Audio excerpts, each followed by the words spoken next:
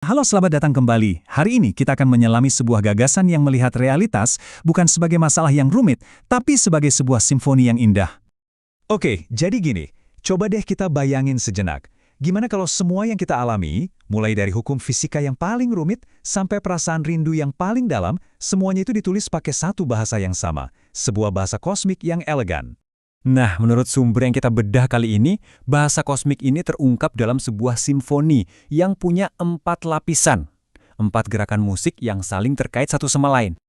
Kerangka ini tuh kayak peta buat memahami realitas. Coba lihat, di lapisan pertama ontologi. Kita punya pertarungan klasik antara yang satu dan yang banyak. Nah, ide ini turun ke lapisan kedua relasi, yang muncul sebagai ketegangan antara mandiri dan saling bergantung. Terus, di lapisan fisika, ini jadi tarian antara batasan hukum alam dan kebebasan di dalamnya. Dan terakhir, di level matematika, ini diekspresikan sebagai simetri dan pecah simetri. Intinya, 4 bahasa berbeda, tapi menceritakan satu kisah yang sama. Keren banget kan? Oke, sekarang kita putar waktu kembali ke awal banget.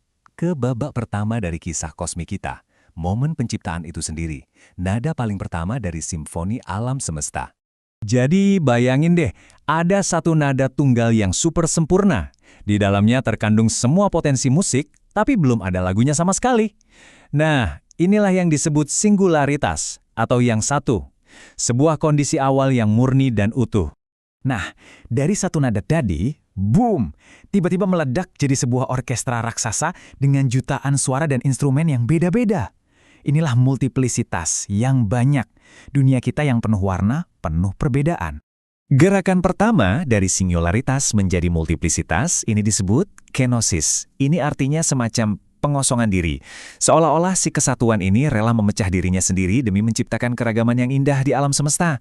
Ini adalah sebuah aksi memberi yang total, mirip kayak seniman yang mencurahkan seluruh jiwanya ke dalam mahakaryanya.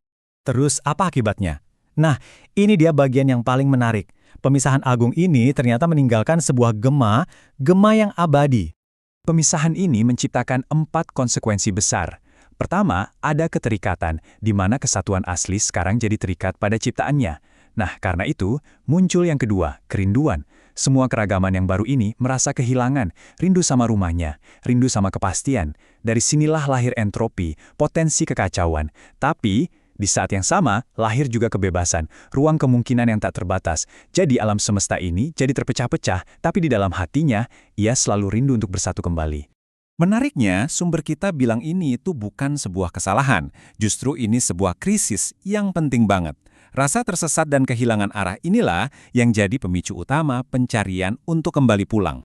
Oke, jadi poin pentingnya di sini adalah perjalanan pulang ini bukan sekedar memutar ulang kaset. Bukan. Ini jauh lebih keren. Ini adalah sebuah tarian kreatif antara dua kutub yang sepertinya berlawanan. Coba pikirin deh, batasan dan kebebasan itu bukan musuh. Justru mereka itu partner dansa. Batasan-batasan itulah yang menciptakan panggung bagi kebebasan yang sejati untuk bisa berekspresi. Sama juga kayak keteraturan dan kekacauan atau entropi.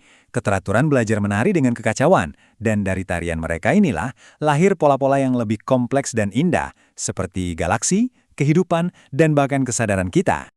Nah, gerakan untuk kembali bersatu dalam bentuk yang baru dan lebih kaya ini punya nama metanoia. Semacam pencerahan kosmik gitulah, perubahan hati yang mengubah arah. Tujuannya, komunio, sebuah harmoni baru yang jauh lebih dalam dan lebih kaya daripada kesatuan awal yang sempurna tadi. Dan semua ini membawa kita ke pertanyaan puncak. Apa sih kekuatan di balik seluruh siklus kosmik yang luar biasa ini? Siapa sebenarnya komposer dari simfoni kerinduan ini? Apa sih yang jadi bahan bakar dari semua ini? Apa yang mendorong penciptaan? Lalu kerinduan sampai akhirnya penyatuan kembali? Dari mana energi untuk menari ini datang? Nah, sumber, kita punya jawaban yang radikal banget. Cuma ada satu konstanta fundamental di alam semesta yang dilambangkan dengan huruf kappa atau kappa. Definisinya, cinta total. Itulah nama dari musiknya. Dan ini bukan cinta yang bisa diukur pakai angka ya, bukan. Ini adalah relasinya itu sendiri, energi yang menyambungkan semua perbedaan yang jadi tenaga di balik setiap perubahan. Ibaratnya inilah detak jantung kosmos. Dan pada akhirnya, ini dia intinya, kisah kosmik raksasa ini ternyata adalah kisah kita juga, kisah kamu.